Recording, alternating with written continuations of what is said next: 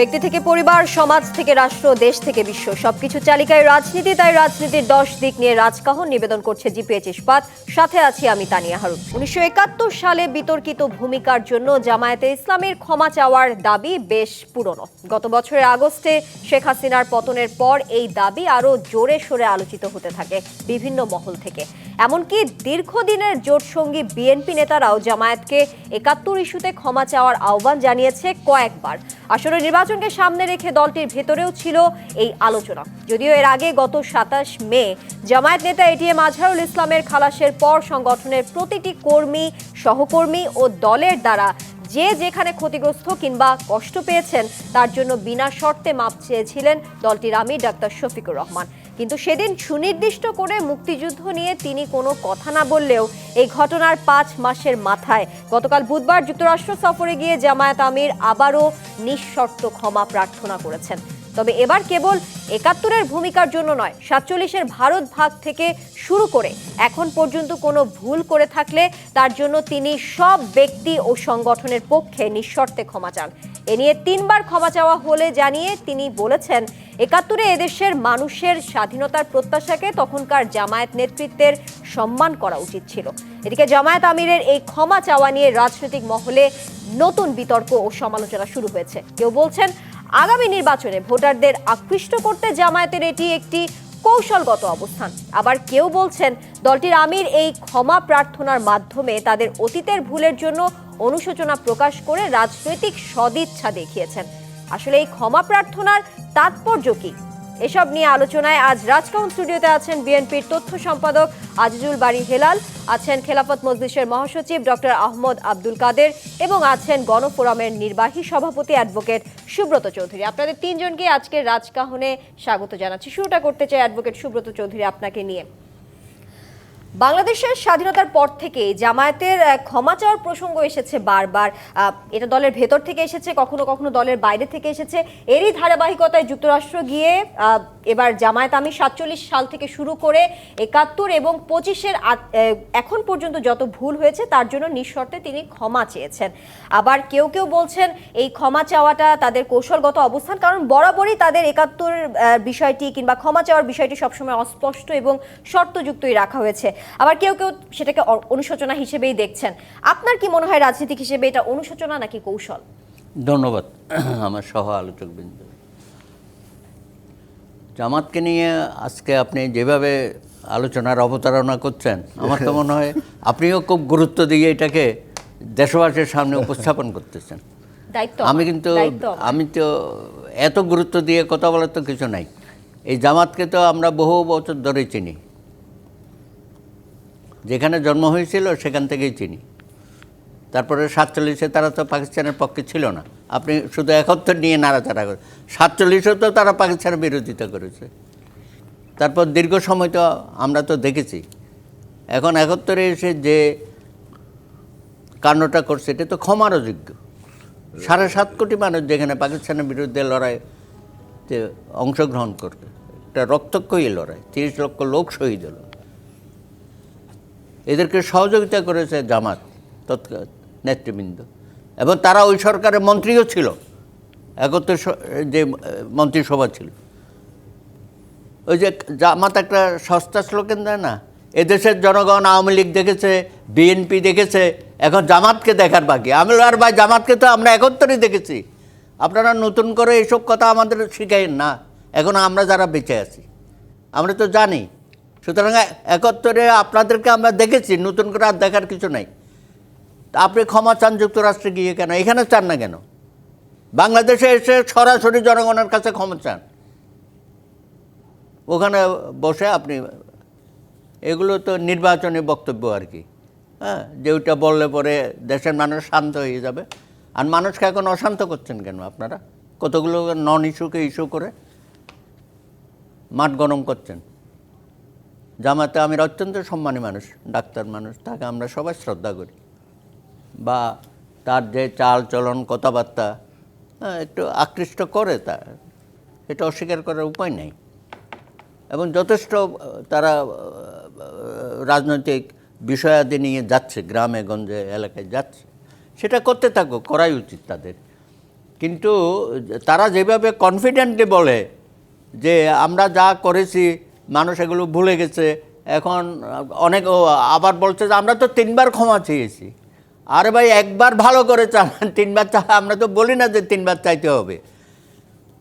এখন বাংলাদেশের বর্তমান যে রাজনীতি চলছে, সেই রাজনীতিতে জামাত আমার কাছে মনে হয় জনগণকে আরেকবার বোকা বানানোর চেষ্টা করতেছে। আমি দুঃখিত এইসব কথা বলার জন্য। পুরা দেশ চলতেছে একদিকে, জাতীয় ঐক্যমতে আমরা সব বিষয় নিয়ে কথাবার্তা বলতেছি, সেখানে পিআর সিস্টেম একটা কথা, যেটা জাতীয় ঐক্যমতেরও না, ইস্যু না, সংস্কারের ইস্যু না, সেটা তারা নিয়ে আসছে। মানে একটা জটিল, এমন বলে যে পিআর না হলে নির্বাচনে যাব না, আরেকটা দেখেন গণভোট বলতেছে কি নভেম্বরে গণভোট দিতে হবে। এটার কোনো বাস্তবতা আছে? ভাই, কেন এত বিতর্ক সৃষ্টি করতেছেন? আবার তলে তলে সব জায়গায় প্রার্থী দিয়ে দিয়েছেন, জানেন আপনি? সবার আগে জামাত সব জায়গায় প্রার্থী, আমার ভাইও দিয়েছে। তারা হয়তো 300 দেয় নাই, হ্যাঁ, তো আমরা তো সবাই প্রস্তুতি নিচ্ছি, নির্বাচনমুখী হয়ে গেছি আমরা। নির্বাচন কমিশনও যথেষ্ট কাজ করতেছে। এখন বিএনপি গিয়ে কিছু কথা বলে আসলো পরশুদিন, এখন এদেরকেও যেতে হবে।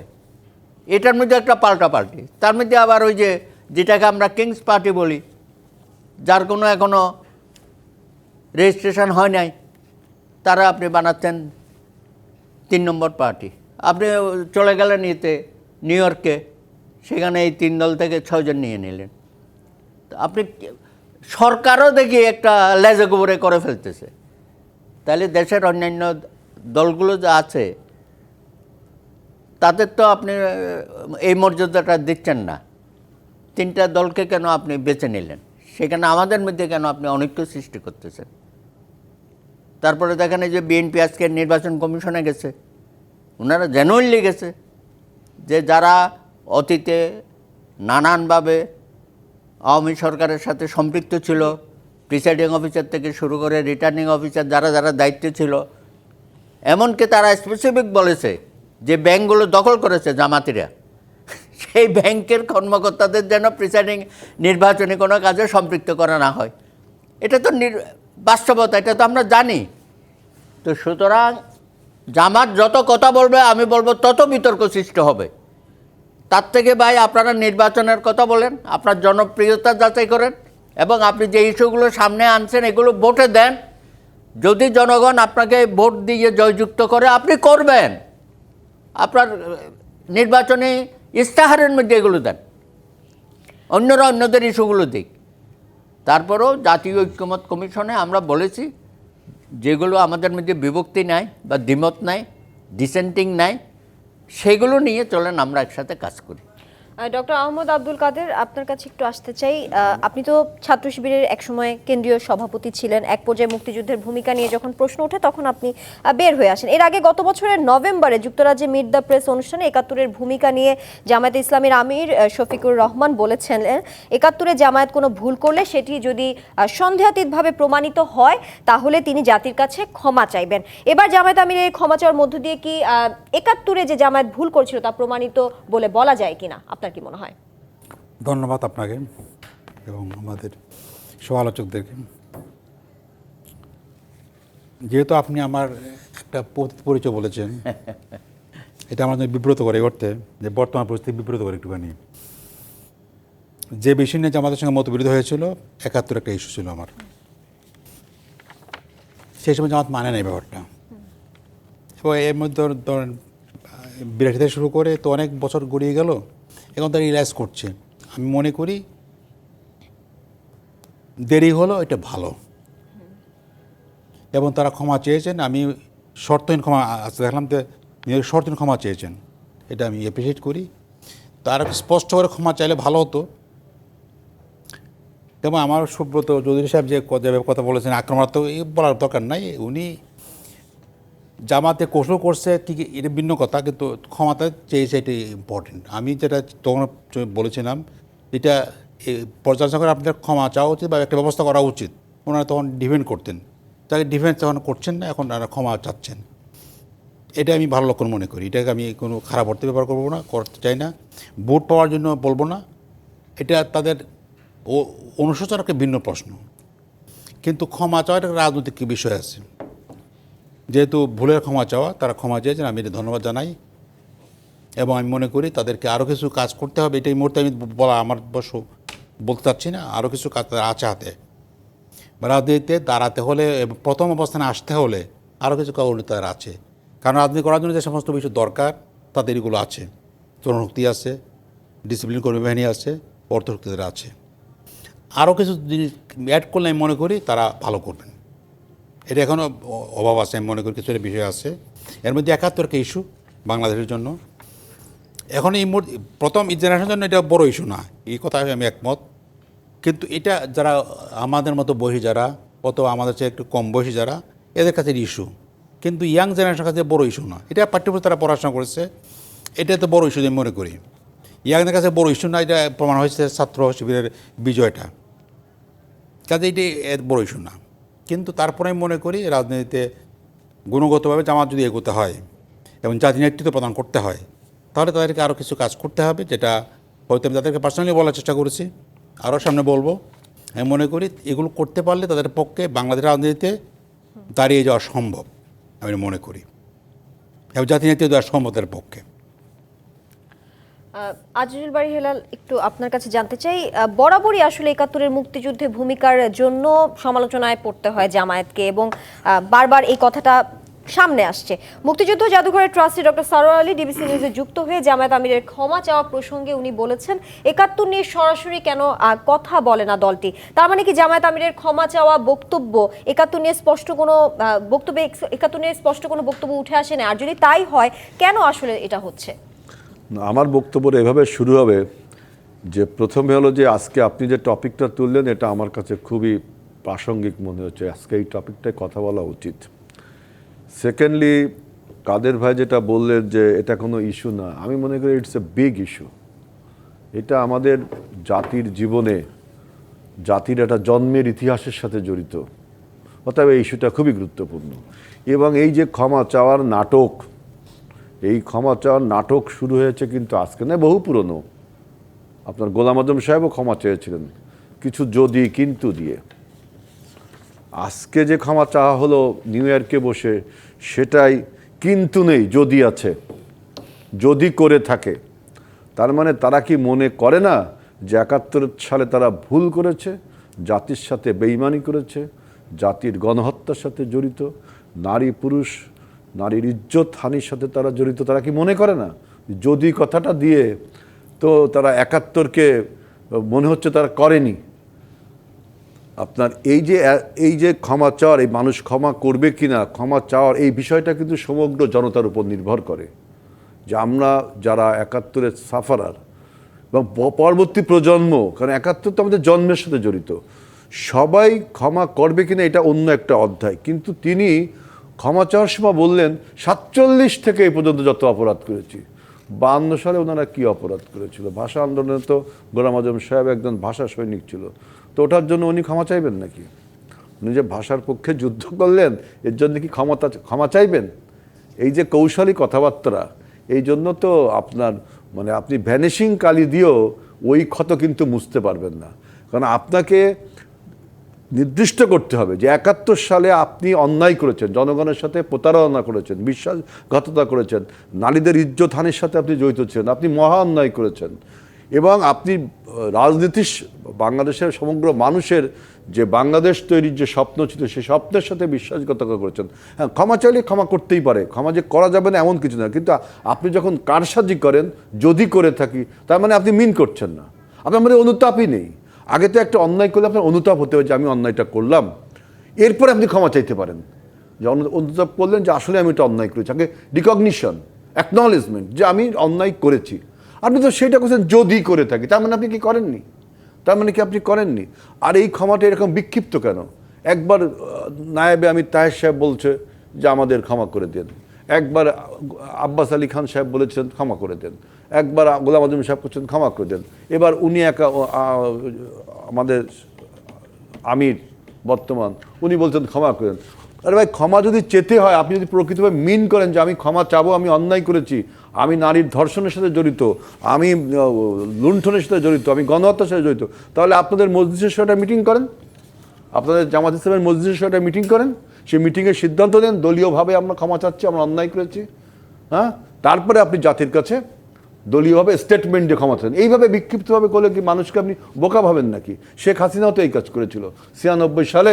শেখ হাসিনা মাথায় একটা আপনার হেজাব পরে, কখনো তিনি মাথায় কাপড় দেন তিনি, কিন্তু হেজাব কিন্তু কখনো করেন না। 96 সালে দেখবেন ভোটের জন্য হেজাব একটা মাথায় দিয়ে, হাতে একটা তসবি, এই যে আমার কাদের ভাই তো একজন মুসলমান, হাতে কি তসবি আছে নাকি, মানে প্রতীকী তসবি নিয়ে জনগণের কাছে আমাকে মাফ করে দেন, 73 থেকে 75 যদি আমরা কোনো ক্ষমতা অন্যায় করে থাকি, যদি ওই সেই একই কথা কয়ে মাপঠাপ চেয়ে ক্ষমতায় এসে কি অন্যায়টা করলো, জামাতেও একই স্টাইল শুরু করে শেখ হাসিনার মতো, যদি আমরা করে থাকি, যদি আমরা করে থাকি, যদি আমরা করে থাকি। কারণ আপনার আপনার আপনার তাহলে আপনি কি মনে করছেন আজিজুল বারী হেলাল এটি একটি 47 আপনি যেহেতু নেই বলছেন, তাহলে কি এটা কি কৌশলগত কোনো অবস্থান আপনি কিনা? দেখেন, অবশ্যই কৌশল, রাজনৈতিক, এটা একটা অপরাজনীতি, একটা মানে আপনার 71-কে বৃদ্ধাঙ্গুলি দেখানো হলো। আপনি 47 টানছেন কেন?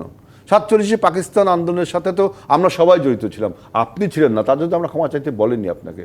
47-এ পাকিস্তান আন্দোলনের সাথে ওই পাকিস্তানের লোক জড়িত ছিল, আমরাও জড়িত ছিলাম যে তা পাকিস্তান রাষ্ট্র হবে 47 সালে। 52-এর ভাষা আন্দোলনের সময় আপনারা তো, গোলাম আজম সাহেব তো ভাষা সৈনিক ছিলেন, কার কাছে ক্ষমা চাচ্ছেন 52-এর জন্য? এইসব নাটক আমরা বুঝি না। আপনি 69-এর গণ অভ্যুত্থানে আপনার কার কাছে ক্ষমা চাচ্ছেন? আসাদের রক্তের, আসাদকে মারছে যারা, তারা সাথে আপনি জড়িত নাকি? আপনি কার কাছে ক্ষমা চাচ্ছেন? এসব নাটক না। আপনি এই যে আগরতলা ষড়যন্ত্র মামলা হয়েছে 71-এর আগে, আপনি কার কাছে ক্ষমা চাচ্ছেন? সেখানে আপনার কি জড়িত সেটাতে? আপনি 71 যে কাজটা করছেন সেটা স্পেসিফাই করেন। আপনি 47 টানছেন কি জন্য? 47 টানেন কি জন্য? আপনি 71 যে অন্যায়টা, এখন যদি বলেন যে শেখ হাসিনা 24-এ যে অন্যায় করেছে, 17 বছর যে অন্যায় করেছে, সে যদি এখন এসে বলে আমি ক্ষমা চাচ্ছি যদি করে থাকি, মানুষ মানবে এটা? মানে সে স্বীকারই করছে না।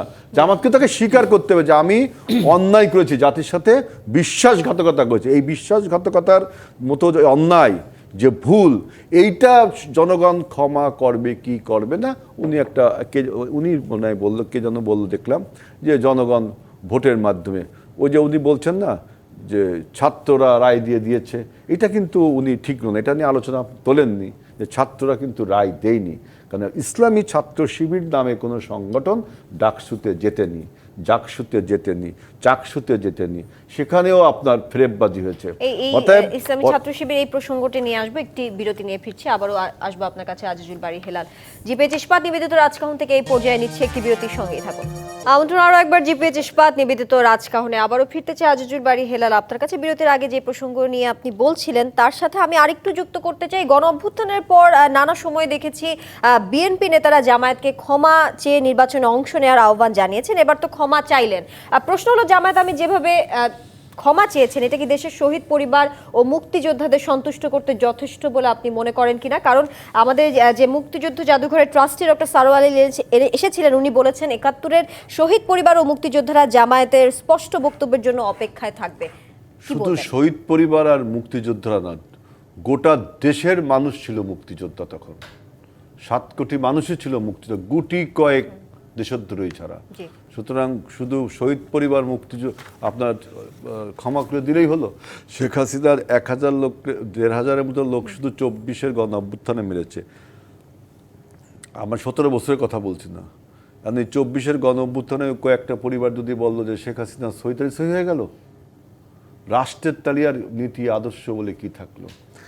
সুতরাং জামাতের এইটা কিন্তু কৌশল একটা, টু অ্যাট্রাক্ট দ্য পিপল অ্যাটেনশনস, যে এবং ক্ষমতায় যাওয়ার জন্য, যে আমরা 71-এ যদি ভুল করে থাকি ক্ষমা চাচ্ছি, ততএব তোমরা আমারে ভোট দাও। এই সমস্ত আপনার এই যে উইক কথাবার্তা জনগণ কখনো ভালোভাবে মেনে নেবে না, এবং এটা কোনো ক্ষমা চাওয়া কৌশল না। বরঞ্চ আমি মনে করি যে মুক্তিযোদ্ধার মতো আমাদের রাষ্ট্র যেখানে বর্ণ হয়েছে, সেই জন্মের সাথে আবার একটা নতুন করে প্রতারণা হলো, যে মার্কিন যুক্তরাষ্ট্রে বসে উনি বলছেন ক্ষমা চেলাম। ওনার থেকে বড় নেতা ছিল গোলাম আজম সাহেব, তিনিও তো ক্ষমা চেয়েছেন। তো কি জনগণ গ্রহণ করেছে সেই ক্ষমা?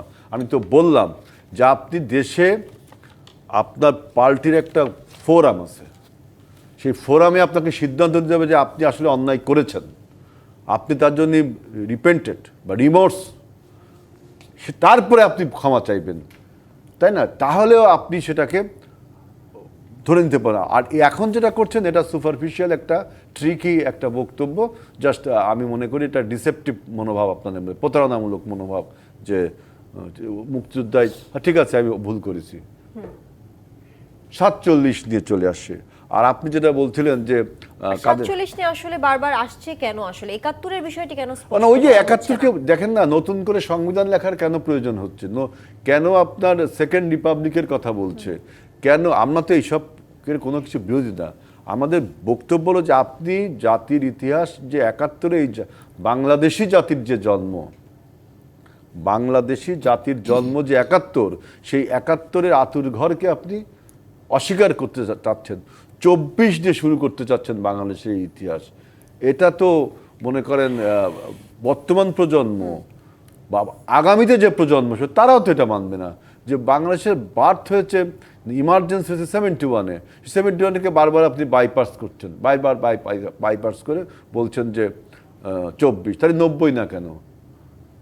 24 যদি হয় 90 না কেন, তাই না?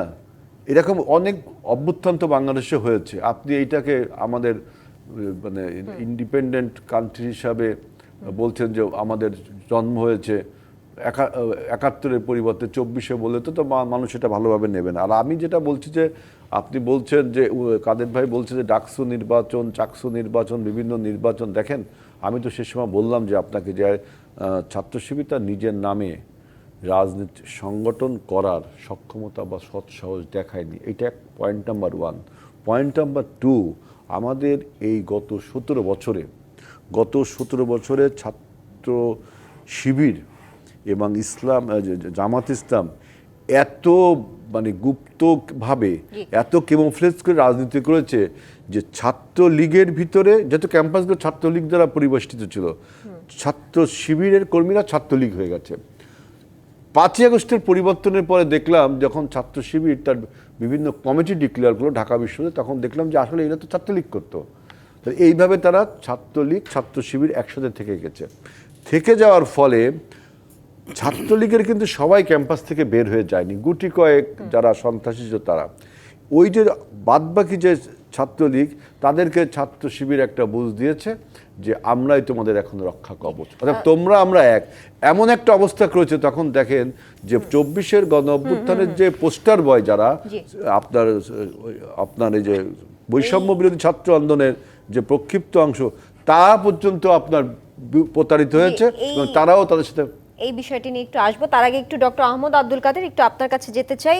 জামায়াতে আমির ডক্টর শফিকুর রহমান বলেছেন এর আগে গোলাম আজম ও মতিউর রহমান নিজামী ক্ষমা চেয়েছেন, এইবার নিয়ে তিনি 2বার ক্ষমা চাইলেন। গোলাম আজম ও মতিউর রহমান নিজামীর ক্ষমা চাওয়ার পরও কেন তাকে ক্ষমা চাইতে হচ্ছে?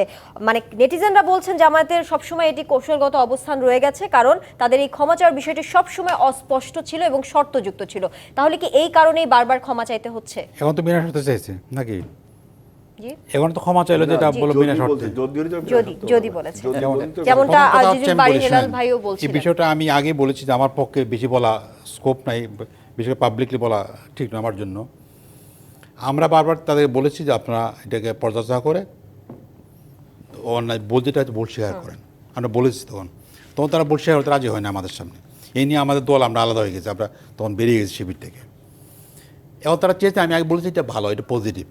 আমরা যে আগে চেয়েছিলাম এখন তারা শেয়ার করছেন। আমরা আরও একটু তাদের কাছে চাই, আরও স্পেসিফিক চাই।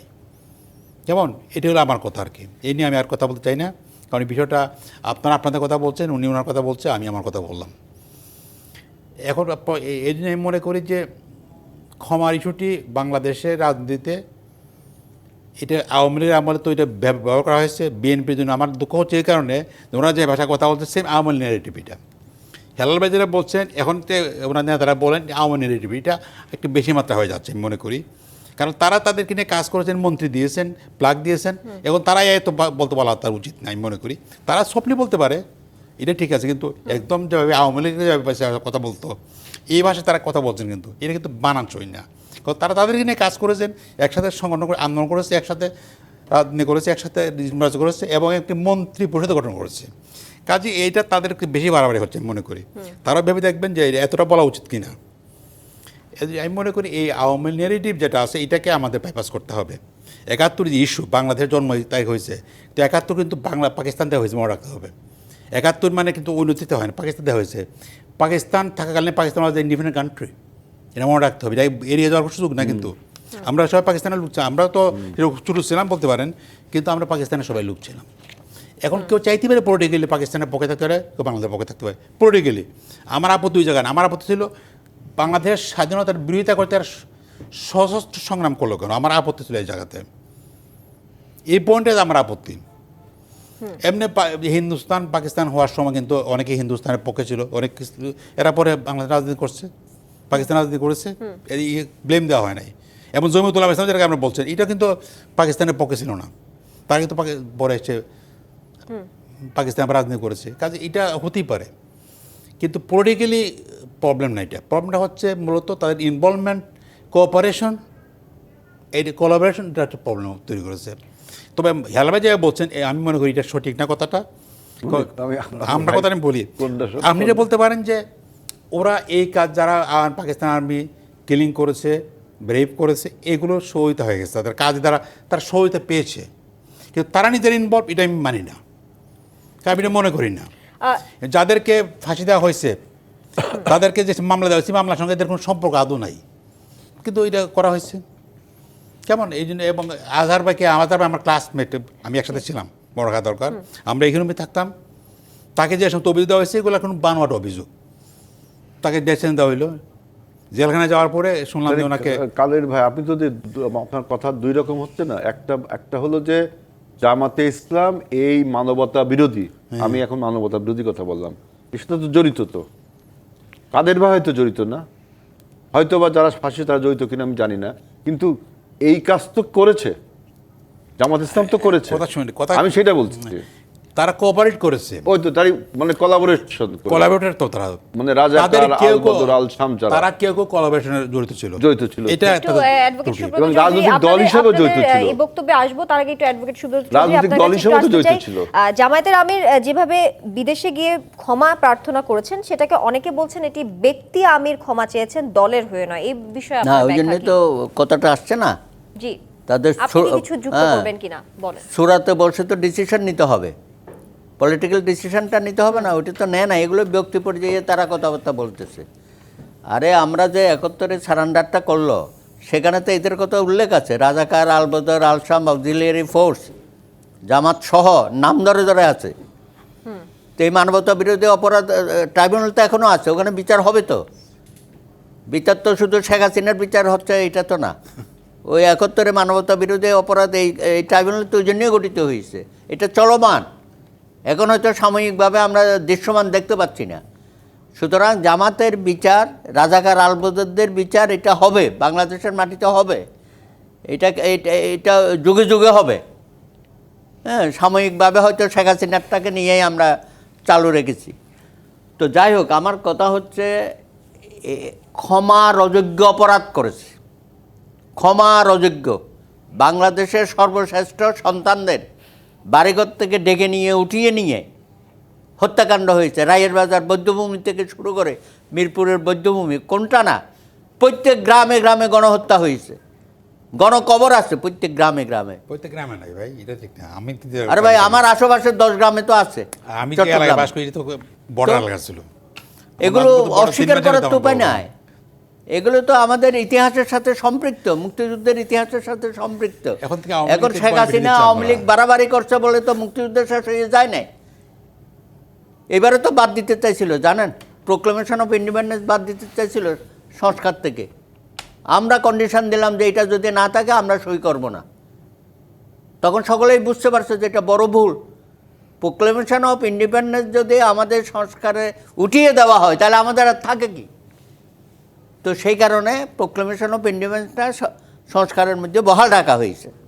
আমরা গণফোরাম হিসেবে আমরা স্বাক্ষর করেছি, এবং বিএনপিও অত্যন্ত খুশি হয়েছে তার যে ভাই এটা আমাদের স্লিপ হয়ে গেছিল, এটা ছাড়া তো হইতে পারে না। তো যাই হোক, আজকে জামাতকে নিয়ে আমরা এত আলাপ আলোচনা আমার তো মনে হয় করার দরকার না। আমরা ভাই নির্বাচনমুখী হয়ে গেছি, বলা ঠিক আছে। সবাই আসেন নির্বাচনের মধ্যে যায়, আপনি আপনার বক্তব্য দিয়ে যদি জাতিকে বুঝাইতে পারেন, জনগণ আপনাকে ভোট দেবে। আপনি ক্ষমা নিউ ইয়র্কে বসে বলেছেন আর বাংলাদেশে এসে তো বলবেন, প্রত্যেক জনসভায় বলতে থাকেন। শেখ হাসিনা বলেছিল না, প্রত্যেক জনসভায় কান্নাকাটি করেছে না, কান্নাকাটি করতে করতে তো ওই 96 সনের নির্বাচনে তো একটা সমবেদনার ভোট তো পেয়েছিল, সে অস্বীকার করে তো পায়নি। তো জামাত বন্ধুরাও সেটা কান্নাকাটি করুক, সব জায়গায় ভুল স্বীকার করুক, ক্ষমা চাক জনসভায়, হয়তো জনগণ তাদের ক্ষমা করবে। আশা করি আমরা একটা সুস্থতার রাজনীতি করতে চাই, একটা শান্তিপূর্ণ নির্বাচন এই প্রত্যাশা আসলে এবং সবারই আছে, শান্তিপূর্ণ শান্তিপূর্ণ সহমর্মিতার নির্বাচন মধ্যে এবং দিয়ে সুষ্ঠু নির্বাচন বাংলাদেশের সামনে আসে। রাজনীতিটাতে আমরা টিকে থাকতে চাই। জি নিশ্চয়ই, আমরা আবারও আলোচনায় ফিরবো, একটি বিরতি নিয়ে ফিরছি। জিপিএইচ ইস্পাত নিবেদিত রাজকাহন থেকে এই পর্যায়ে আবারও বিরতি নিচ্ছি, সঙ্গে থাকুন। আমন্ত্রণ আরও একবার জিপিএইচ ইস্পাত নিবেদিত রাজকাহনে আবারও ফিরে যাচ্ছে আলোচনায়। এবারে আজিজুল বারী হেলাল, আপনাকে দিয়ে শুরু করতে চাই। আপনি কিছুটা দ্বিমত পোষণ করছিলেন ডক্টর আহমদ আব্দুল কাদেরের বক্তব্য নিয়ে, সেই বিষয়টি আমাদেরকে জানাবেন। সেই সাথে জানাবেন প্রধান উপদেষ্টার সঙ্গে সাক্ষাতে জামায়াত বলেছে, দাবি তুলেছেন প্রশাসনের 70 থেকে 80% লোকই বিএনপির এবং তারা উপদেষ্টাদের নিরপেক্ষতা নিয়ে প্রশ্ন তুলেছেন। আবার মঙ্গলবার বিএনপির সঙ্গে বৈঠকেও বিএনপি দাবি জানিয়েছিল উপদেষ্টাদের নিরপেক্ষতা। এই প্রসঙ্গে পাল্টাপাল্টি এই অভিযোগ নিয়ে আপনি কি কিছু বলতে চান? আমি আমার প্রথম বক্তব্য হলো কি যে জামাতে ইসলামী রাজনৈতিক দল হিসাবে যে অন্যায় করেছে সেইটার বিচার কিন্তু বাংলাদেশে হয়নি। রাজনৈতিক দল হিসাবে যে অন্যায় করে, যেমন আমরা এখন বলি আওয়ামী লীগ রাজনৈতিক দল হিসাবে অন্যায় করেছে, তার বিচার হওয়া উচিত। এজন্য আমরা আমাদের আইসিটি অ্যাক্টে একটা ক্লসও যোগ করেছি। জামাতেরও রাজনৈতিক দল হিসাবে যে তারা অন্যায় করেছে, কিলিং জেনোসাইডের সাথে জড়িত, এরা তো কেউ অস্বীকার করতে পারবেন না। আর কাদের ভাই আমাকে যেটা বলছে যে আপনারা তাদের সাথে রাজনৈতিক জোট করেছেন, নির্বাচনী জোট করেছেন, এটাই তো পলিটিক্স, এটাই তো পলিটিক্স। এখন তার মানে এই না যে আমি যার সাথে জোট করলাম, যার সাথে নির্বাচনী জোট করলাম, তিনি যদি দেখতে কালা হয়, শ্যামলা হয়, আমি কি বলবো সে দেখতে সুন্দর? সে অন্যায় করেছে, সে অন্যায় কথা বলবো। নির্বাচন আর আপনার এই যে ক্রিমিনাল অফেন্স, রাষ্ট্রের বিভিন্ন অফেন্স, রাষ্ট্রদ্রোহী, সেটা তো রাষ্ট্র তাকে বিচার করবে সে রাষ্ট্রদ্রোহী কিনা আর সে ক্রিমিনাল অফেন্স করেছে কিনা। এখন আপনার রাজনৈতিক দল হিসেবে জামাত যেহেতু রাজনীতি করতে পারে, সুতরাং আমরাও তাদের সাথে বিভিন্ন কারণে জোট করেছি, অন্য অন্য রাজনৈতিক দলও তার সাথে জোট করেছে। এটা তো অন্যায়। তার মানে এই না যে জামাত যে সমস্ত অন্যায় করেছে সেগুলোকে আমি অস্বীকার করব। এইটা হইতে পারে না। যেমন ধরেন আমি একটা বলি, আমি কাদের ভাই বুঝবেন, আবু সুফিয়ানের নাম সবাই শুনেছেন, যে রাসূল সাল্লাল্লাহু আলাইহি ওয়াসাল্লাম যখন হিজরত করলেন, আবু সুফিয়ানদের অত্যাচারেই তিনি হিজরত করলেন। আবার যখন মক্কায় ফিরে আসলেন, তখন বহুদিন পরে আবু সুফিয়ান আপনার ইসলামে প্রবেশ করে, ইসলাম ধর্ম। কিন্তু আজকেও বিশ্বব্যাপী মুসলমানরা কি আবু সুফিয়ান, সাইবা, উতবা এদেরকে কাফের, বিশ্বাসঘাতক বলে স্বীকৃতি দেয় না? সে আবু সুফিয়ান কিন্তু মুসলিম ধর্ম গ্রহণ করেছিল পরে। সুতরাং এরকম একটা বিষয় যে আপনি যে প্রতারণা, যে অন্যায় জাতির সাথে করেছেন, আপনি যতই যেভাবেই ক্ষমা চান, মানুষ আপনার এই ইতিহাসে কখনো ভুলে যাবে না। অ্যান্ড সেকেন্ড বলছেন যে প্রশাসনে জামাত বলছে যে সব আওয়ামী লীগের লোক, এটা হলো নিজের ডিফেন্সটা আগে নিয়ে নিল। আমরা আপনি দেখেন যে প্রশাসনে আপনার গত 17 বছরে প্রশাসনে জামাতের নেতা কর্মীরা আওয়ামী লীগ সেজে চাকরি করেছে, এবং প্রশাসনে যারা অরিজিনাল আওয়ামী লীগ ছিল তারাও 5ই আগস্টের পরে খোলস বদলিয়ে জামাতের সাথে একাকার হয়ে গেছে। সুতরাং প্রশাসনে জামাতের একটা প্রাধান্য রয়েছে, এবং গত 17 বছরে আমরা আন্দোলন সংগ্রাম রাজপথে ছিলাম, প্রশাসনে আমরা নজর দিতে পারিনি। কিন্তু জামাতে ইসলাম দেখবেন সরকারের সাথে তাদের একটা সম্পর্ক সবসময় ছিল। আমি একটা উদাহরণ দিব, যেমন 23 সালের আপনার 22শে অক্টোবর আমরা পল্টনের পাল্টা অফিসের সামনে যখন আমাদের উপরে ক্র্যাকডাউন হলো, ইভেন সুব্রত ভাইদেরও মিটিংও ক্র্যাকডাউন, আমাদের গণ অধিকারের নূর ওরও মিটিংও ক্র্যাকডাউন হয়েছে। জামাত কিন্তু মতিঝিলে নিরাপদে নিশ্রয় আবার একটা প্রোগ্রাম করেছিল সরকারের ছত্রছায়ায়, এটা সবাই জানেন আপনারা। ওই যে 22 অক্টোবর, অক্টোবর। 28 অক্টোবর সুব্রত ভাই, 28 অক্টোবর 23 সালের, যেটা আমাদের উপরে ক্র্যাকডাউন হলো। অর্থাৎ জামাতের সাথে আওয়ামী লীগ সরকারের ওই সময় একটা মানে এত গোপন সংকট আওয়ামী লীগও বুঝতে পারেনি, তার ভিতরে ঢুকে গেছে প্রশাসন। তাই একইভাবে দেখেন আজকে পোলিং অফিসার, প্রিজাইডিং অফিসার আপনি বানাবেন, এখন যদি ইসলামী ব্যাংকের কর্মকর্তাদের বলেন যে আপনি অমুক কেন্দ্রের প্রিজাইডিং অফিসার, ওই নির্বাচন সুষ্ঠু হবে? এই প্রসঙ্গে একটু আপনি যদি ডক্টর এখন আহমদ আব্দুল যে কাদের সমস্ত আপনার এনজিও গুলো কাছে আছে, আসতে যে এনজিও গুলো আপনার জামাতের পৃষ্ঠপোষকতায় চলে, বা যদি আমাদের পৃষ্ঠপোষকতায় দ্বারা চলে, ডক্টর তো সেই আহমদ সবগুলো আব্দুল কি কাদের, আপনার আপনি কি কিছু নিরপেক্ষ থাকে? যুক্ত করবেন কিনা আবজিজুল বাড়ি হেলাল আমার মনে হয় যে বক্তব্য সব নিয়ে? ব্লেম গেমে আমি যেতে চাচ্ছি না, বুঝছেন? এগুলো ব্লেম গেমস ছাড়া কিছুই না। ওনারা বলছেন যে সব জামাতের লোক, আর জামাত বলছে একটু সংক্ষিপ্তভাবে বলবেন, আমার সময় স্বল্পতা 97 রয়েছে। জন, এর মধ্যে আমাদের 3 জন আসছে সচিব, আর বাকি সবাই বিএনপির বা আওয়ামী লীগের। তাহলে এই ব্যাখ্যা আমরা দেবো কী করি? তো আমার পক্ষে পড়াশোনা, ওনাদের পক্ষে পড়াশোনা, এগুলো কথা মাত্র, এগুলো রাজনৈতিক কথাবার্তা, এর মধ্যে সত্যতা কী আছে আল্লাহ ভালো জানে। আমি এইসব রাজনীতি জড়াতে চাই না, কারণ এগুলো হচ্ছে blame game, sap blame game. আমি একে দিচ্ছি, ওনারা দিচ্ছে।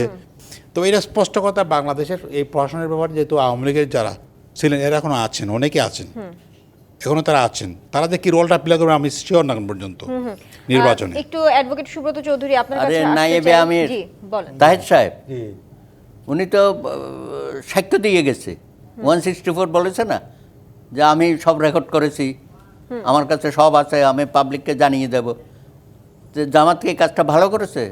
আপনারা আমার সাথে এইভাবে গোপন বক্তব্য এটা এখন দেবে জাতির সামনে, এবং বলছে যে উপদেষ্টাদের পদত্যাগ করতে হবে। আমরা বলছি দলীয় উপদেষ্টাদের পদত্যাগ করতে হবে, তা যারা এনসিপির সাথে সম্পৃক্ত। আমরা তো গৈরহ বলি নাই, ওনারা তো গৈরহ বলছে। ওনারা এই সরকারকে বাদ দিয়ে আরেকটা সরকার গঠন করার পায়তারা করতেছে। এইটাই তো দেশের মধ্যে একটা ষড়যন্ত্র হচ্ছে। আপনারা খুঁজছেন ষড়যন্ত্র ওই দিল্লিতে বসে, তার এত ক্ষমতা নাই এখানে বাংলাদেশের নির্বাচনকে বন্ডল করার, যেটা এখানকার বিভিন্ন রাজনৈতিক দল, আমার ভাইও বোধহয় অংশীদার, নানা নসিলায় এই সরকারকে ব্যর্থ করে দেওয়ার জন্য তারা অপচেষ্টায় লিপ্ত আছে। আমরা সেটা হতে দিতে পারি না বাংলাদেশে। সুতরাং আমরা চাইব সকলে মিলেমিশে প্রধান উপদেষ্টার নেতৃত্বে আগামী সংসদ নির্বাচন হবে।